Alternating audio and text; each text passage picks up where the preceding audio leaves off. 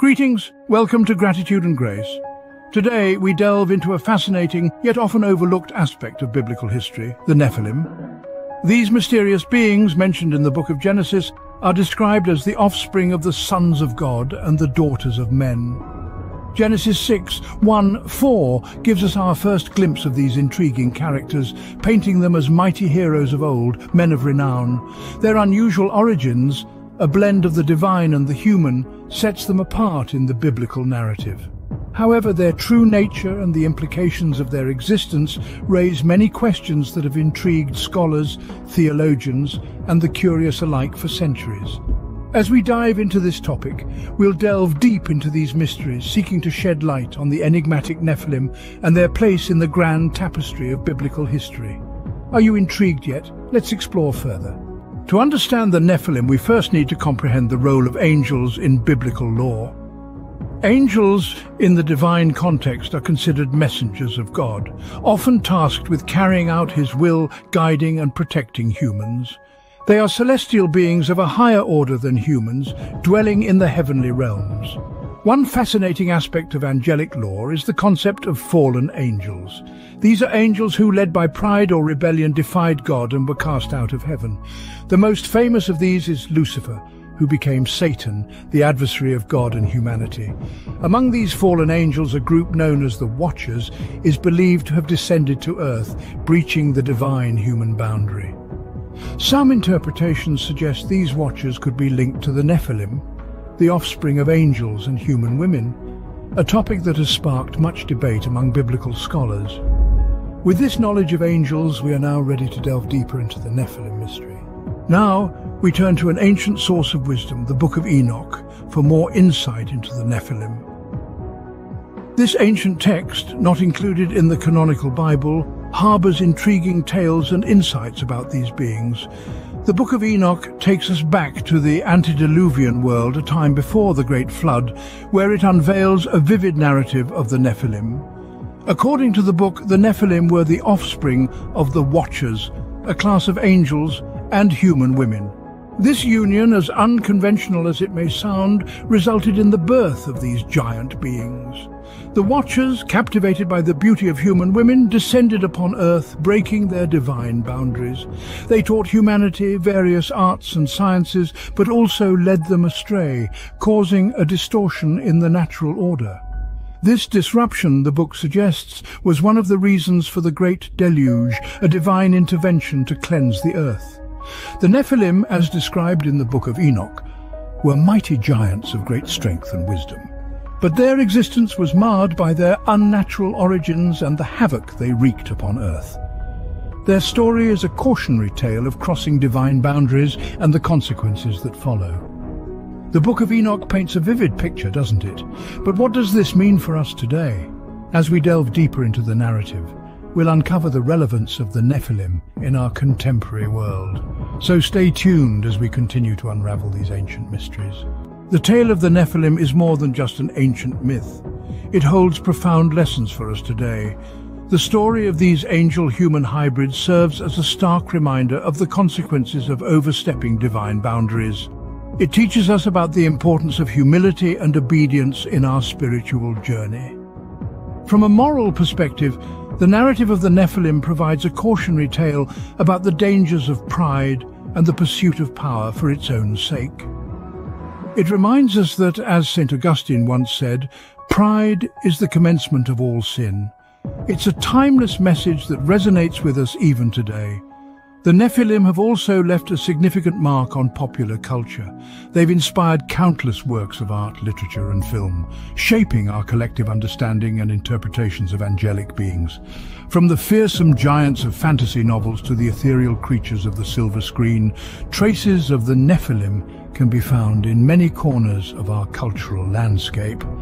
We also see the Nephilim's influence in our ongoing fascination with the unknown and the supernatural. Their story challenges us to grapple with complex questions about divinity, humanity, and the mysteries that lie beyond our earthly realm. So the Nephilim, these enigmatic beings, continue to fascinate and instruct us, even in the modern age. Our journey into the world of the Nephilim has been enlightening, hasn't it?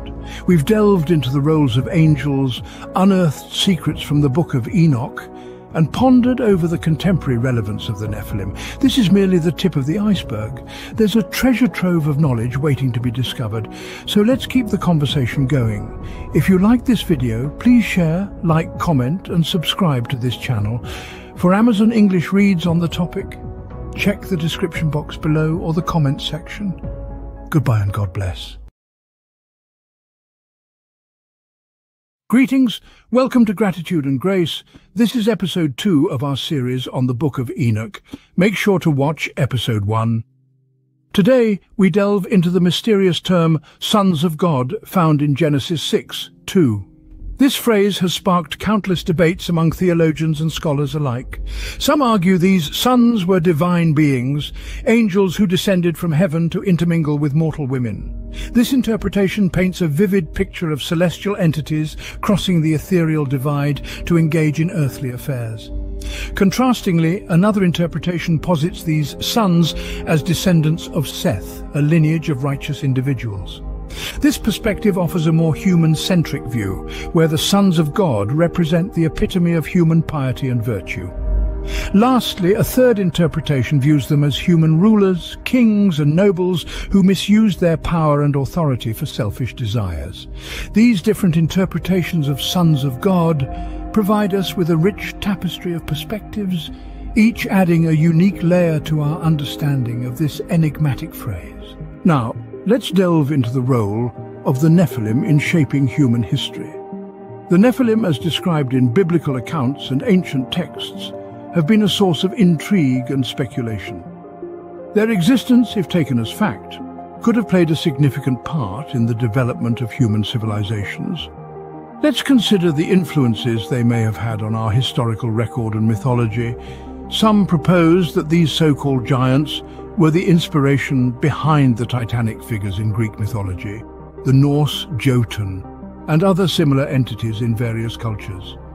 Others postulate that they could have been influential rulers or leaders, their extraordinary traits exaggerated over time into the stuff of legends. It's an intriguing thought, isn't it? Imagine our history, our myths, and our legends, all bearing the imprint of these enigmatic beings. Thus, the Nephilim, whether mythical or real, have left an indelible mark on human civilization. Moving on, we examine the Nephilim's place in the narrative of the Great Flood. The Nephilim, these intriguing beings of biblical lore, held a unique and controversial position. Their existence, a blend of the divine and human, brought about a corruption that seeped into the very fabric of humanity. This corruption was so profound, it could be said to have played a significant role in the divine decision to reset humanity through the Great Flood. Imagine a world so steeped in wickedness and perversion of nature's order that it needed a fresh start. A cleansing, if you will. The Great Flood, as portrayed in the Bible, served as this monumental reset button. It was in response to the overwhelming corruption of the world, a corruption inextricably linked to the Nephilim. The Nephilim's role in the Great Flood presents a fascinating exploration of divine justice and retribution. What happened to the Nephilim after the flood? Let's investigate. As we delve into the post-flood period, we encounter an array of suppositions surrounding the survival of the Nephilim lineage. It's a captivating notion that these beings could have weathered the divine storm. But what implications would this have on the generations that followed? The biblical Book of Numbers provides a tantalizing clue. In chapter 13, verse 33, we find a reference to the Nephilim's presence after the flood. If we take this at face value, it suggests that the lineage of these mighty beings survived, perhaps hidden or dispersed among humanity. Their continued existence could have had profound implications for the development of civilizations, potentially influencing cultural narratives, mythology, and even the historical record. The Nephilim's blend of divine and human attributes could have been a source of both wonder and terror, inspiring legends and shaping societal norms. The possibility of the Nephilim's survival opens up intriguing speculations about their influence on subsequent generations. Finally, let's delve into the ethical and moral implications of this story. The narrative of the Nephilim, as told in ancient texts, presents a profound exploration of the boundaries between the divine and human realms. When these boundaries are overstepped, as in the case of the sons of God and human women, the results are catastrophic. This crossing of divine boundaries led to the birth of the Nephilim, beings of immense power and influence who disrupted the natural order of things. This tale raises important moral questions about the limits of divine-human interactions. It suggests that there are certain realms that humans, as creations, should not venture into out of respect for the Creator. This story embodies the timeless wisdom offered by St. Augustine. Do not wish to be anything but what you are, and try to be that perfectly. The story of the Nephilim, therefore, serves as a cautionary tale about the consequences of crossing divine boundaries. We have journeyed through history and theology, exploring the mysterious Nephilim. We've examined interpretations of sons of God, considered the Nephilim's impact on human history, and understood their connection to the Great Flood. We've delved into post-flood speculations and grappled with ethical and moral themes. These narratives enrich our understanding of religious texts, reminding us of the intricate tapestry of belief and history. If you like this video, please share, like, comment, and subscribe to this channel. For Amazon English reads on the topic, check the description box below or the comment section. See you for episode 3. Goodbye and God bless. Welcome back to our exploration into the fascinating world of angels and their interactions with humanity. As a quick recap, in our last 2 episodes, we uncovered the strange tale of the Watchers, angelic beings who broke divine law by marrying human women. Today, we dive headfirst into the implications of this forbidden union. From the ancient scrolls of the Book of Enoch to the sacred pages of the Bible, we find that this divine-human interaction was viewed with a mixture of awe and dread.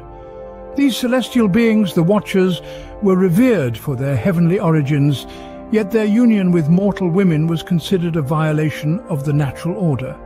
In the ancient world, the lines between divine and human were not to be crossed. This transgression raised significant theological and moral questions. If angels could break divine law, what did this mean for the inherent goodness of these celestial beings? And what of the human women involved? Were they willing participants or powerless victims? The implications go even deeper when we consider the societal fallout. The offspring of these unions were the Nephilim, a race of giants who were said to possess a blend of divine and human characteristics. The presence of these beings presented a moral quandary for ancient societies. How were they to treat these offspring of forbidden love? As divine, human, or something entirely different? The theological and moral issues raised by this divine-human entanglement still resonate with us today. It forces us to question our understanding of divinity, morality, and the very nature of existence. The story of the Watchers and their human wives serves as a stark reminder of the perils of crossing boundaries meant to separate the divine from the mortal. This union, as we've seen, was not without its consequences, leading to the birth of a new race, the Nephilim. As we continue our journey, we'll delve into the descriptions and roles of these enigmatic beings and how their existence affected the narrative of human history. So stay with us as we unlock more secrets from our ancient past. Now, let's delve into the Nephilim themselves. Who were they, and what roles did they play in society? The Nephilim, often depicted as giants in ancient texts, were the offspring of the Watchers and human women. Their stature and strength gave them an imposing presence, and they held positions of power and influence. The Book of Genesis describes them as the heroes of old, men of renown. Yet the details of their lives and their societal roles remain shrouded in mystery. Many ancient texts offer only fragments of information, leading to various interpretations and theories. Some traditions suggest they were tyrants ruling with an iron fist, while others propose they were revered as demigods. Regardless of the specifics, one thing remains clear.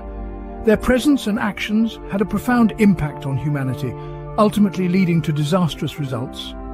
The Nephilim were more than just figures of myth and legend. They were catalysts of historic events that forever altered the course of human history. One of these disastrous results was arguably the Great Flood. But how do the Nephilim fit into this narrative?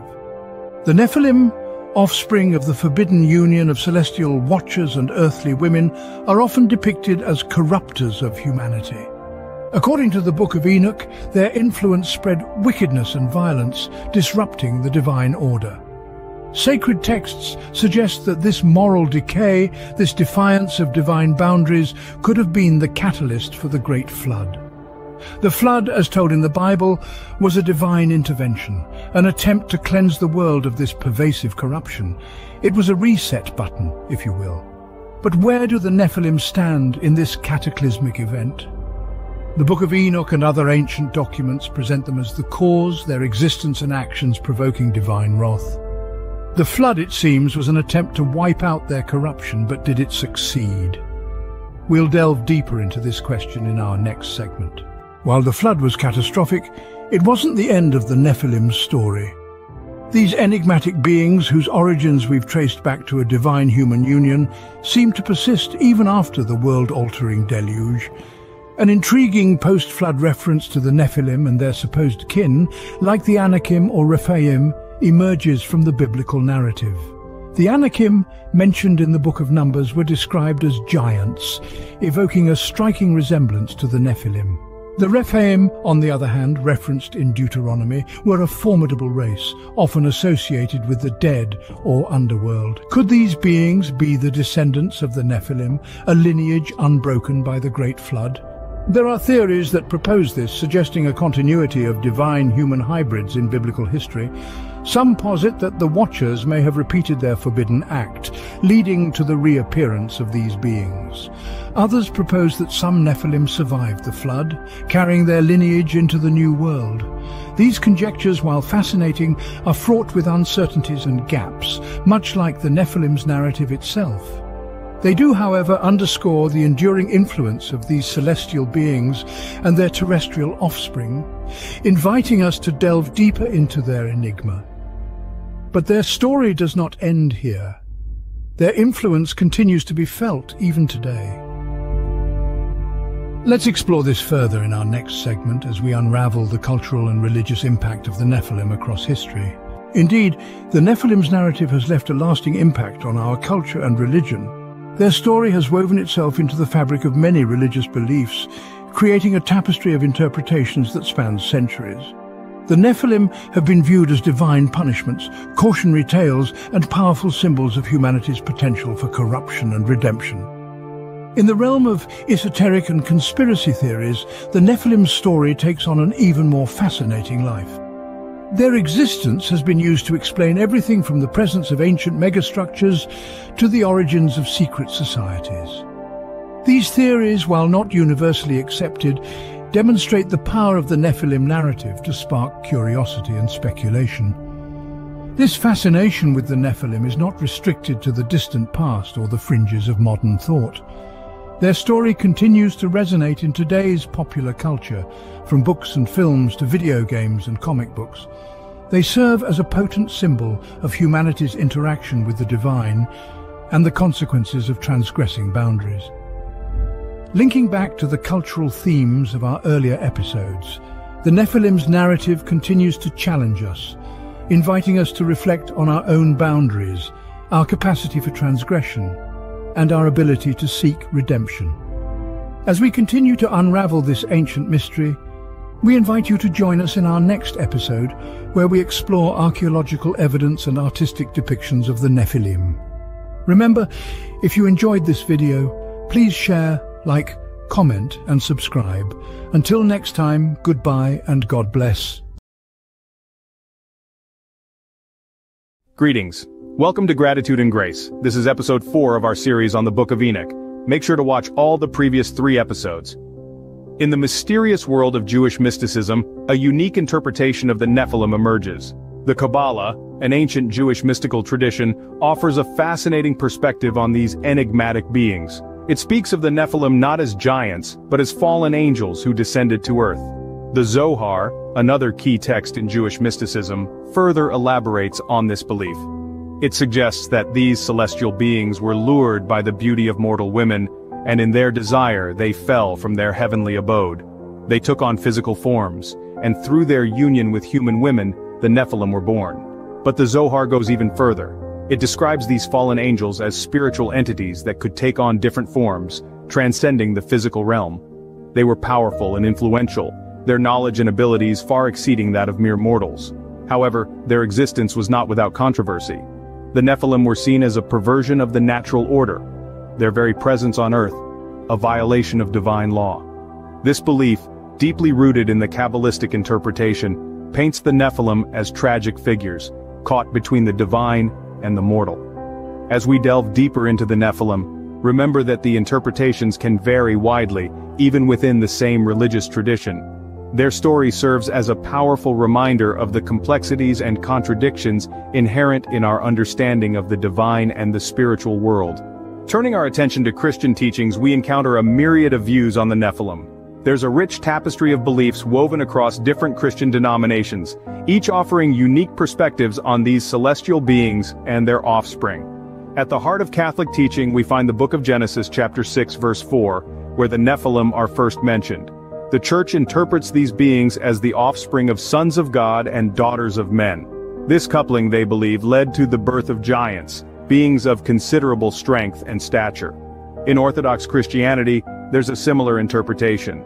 They too draw heavily from Genesis but also incorporate teachings from the Book of Numbers. Here the Nephilim are depicted not just as giants but as renowned warriors, a testament to their divine lineage.